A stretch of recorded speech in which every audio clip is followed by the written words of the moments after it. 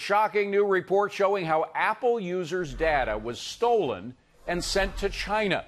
The report revealing that Adware Doctor, this is Apple's top paid utility in the Mac App Store, secretly recorded users' data and browsing history before sending it all to a server in China.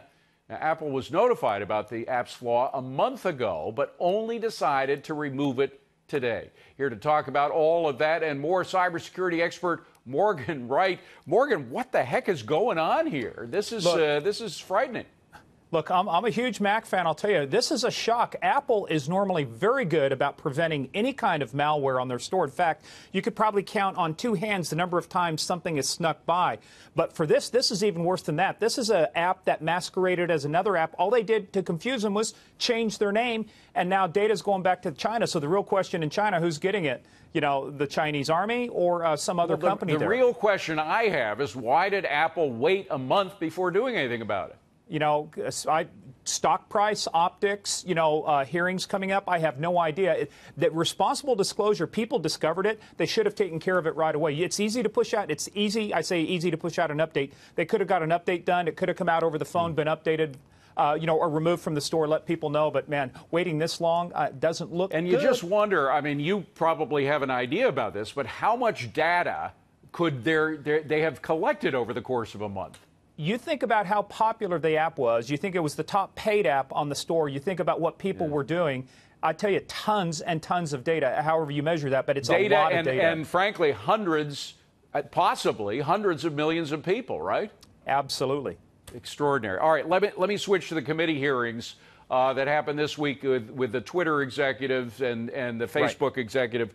Jack Dorsey, who's actually the founder of Twitter, was there. And while he was talking, his stock went down about 5%.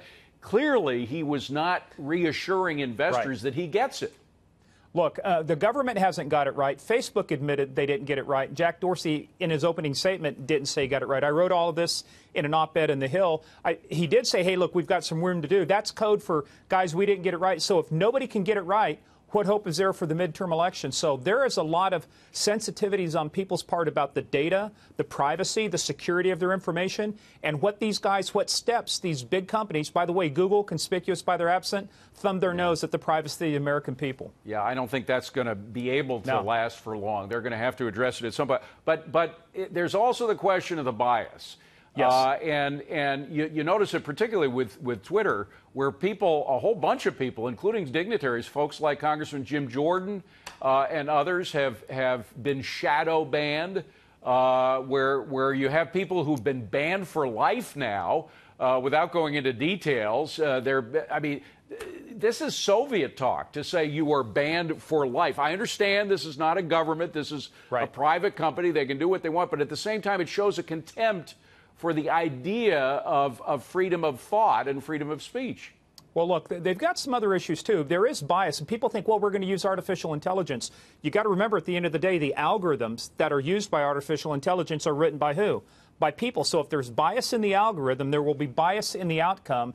And you're right. These companies aren't just public or private companies. They're publicly traded companies using money and taxpayer loopholes that they've benefited from, going over facilities that have been paid for on the back of the American people. The Internet, is an invention of the DARPA and the Defense Department. A lot of this stuff has been paid for by American taxpayer money. So I think citizens want some equity here to say, what about my data? What about my privacy? And I want equal access. These guys were all big about net neutrality. Well, what about subscriber neutrality? What about, personality neutrality? If they want it neutral, they got to play both sides of it equally well. By the way, you mentioned tax loopholes. There are a lot of loopholes that they took advantage of. I mean, they're there. A lot of other companies are taking advantage of them, right?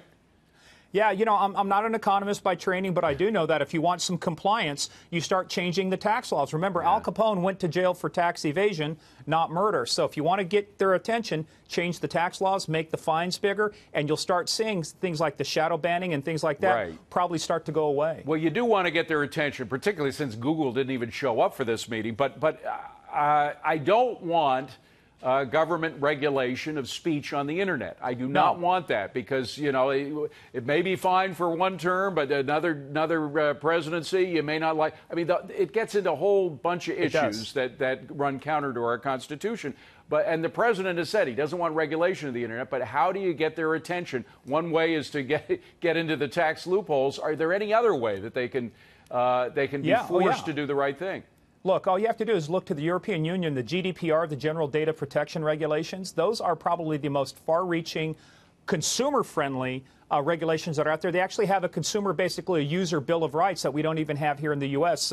But the other thing the EU did, too, is they say, look, you've got 1 hour now to start taking extremist content off, or we may start considering regulations. Right now, there are suggestions and their guidelines. Yeah. So this is the shot across the bow. So I think we've got to start putting a few shots. Look, I agree with you. I don't want them to regulate speech, but I do want the equality of access to these platforms and stuff. And defining hatred is a very tough thing, I agree. But this is a slippery slope to start to have them be the only sole arbiter of what kind of speech is protected on the internet. Well, they were shadow banning Jim Jordan because they call some of what he says, which I think is perfectly legitimate. They were calling that hate speech, or at least some of their algorithms were churning up the hate speech thing. So that's Diamond and Silk were banned. I mean, please. Yeah, it's got to change. Morgan Wright, good to see you, my friend. Thank you very much.